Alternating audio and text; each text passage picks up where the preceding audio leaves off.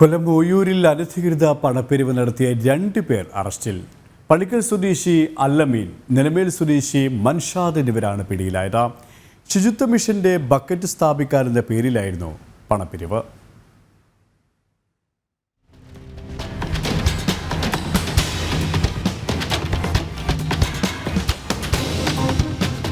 തദ്ദേശ സ്വയംഭരണ സ്ഥാപനങ്ങളും ശുചിത്വ മിഷനും ചേർന്ന് വീടുകളിൽ നിന്ന് ജൈവമാലിന്യം ശേഖരിക്കുന്നതിനായി ബോഷോ ബക്കറ്റുകൾ സ്ഥാപിക്കുന്ന പദ്ധതിയാണ് പ്രതികൾ തട്ടിപ്പിനായി തിരഞ്ഞെടുത്തത്. ഇതിനായി പരിസ്ഥിതി സംരക്ഷണ സമിതിയുടെ റെസിപ്റ്റുകളും പ്രിന്റ് ചെയ്തു. പഞ്ചായത്ത് അധികൃതർ പറഞ്ഞയച്ചതാണെന്ന രീതിയിൽ വീടുകളിലും കടകളിലേക്കും എത്തിയായിരുന്നു പണപ്പിരിവ്. റോഡ് വിളയിലെ മാർക്കറ്റിന് സമീപമുള്ള കടകളിലെത്തി വ്യാപാരികളോട് പണം ആവശ്യപ്പെട്ടു.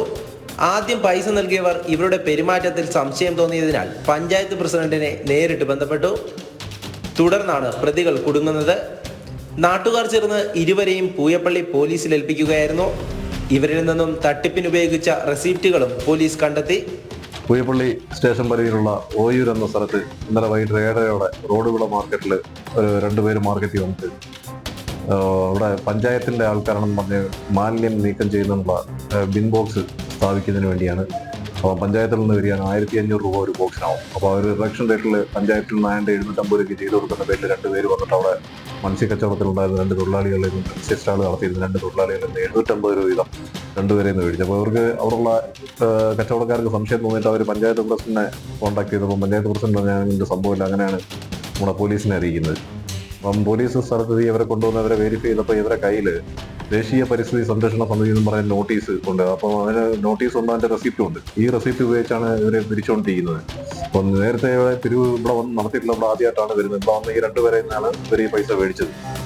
അപ്പോൾ ഈ നോട്ടീസ് നമ്മൾ ഇതിനോടൊപ്പം വേറെ നോട്ടീസും ഉണ്ടായിരുന്നു. നോട്ടീസ് നമ്മൾ വെരിഫൈ ചെയ്തപ്പം അതിനകത്ത് അടിച്ചേക്കുന്ന പല അക്ഷരങ്ങളും തെറ്റാണ്. പിന്നെ അതിനകത്തൊരു ഫോൺ നമ്പർ കൊടുത്തേക്കുന്നു. ഈ ദേശീയ സംരക്ഷണ സമിതിയുടെ ആയിട്ട് ഫോൺ നമ്പർ കൊടുത്തേക്കുന്നു. ആ ഫോൺ നമ്പറിൻ്റെ അഡ്രസ്സ് എടുത്തപ്പോൾ ഈ 1-ാം പ്രതി അല്ലമീൻ്റെ പേരിലുള്ള നമ്പറാണത്. അപ്പോൾ കൂടുതൽ ചോദ്യം ചെയ്തപ്പം ഇതിൻ്റെ ഹിസ്റ്ററിയൊക്കെ തിരക്കിയപ്പോഴത്തേക്ക് ഇതിന് നേരത്തെ 3 ക്രിമിനൽ കേസും 5 പെറ്റി കേസും ഉള്ളവരാണ്.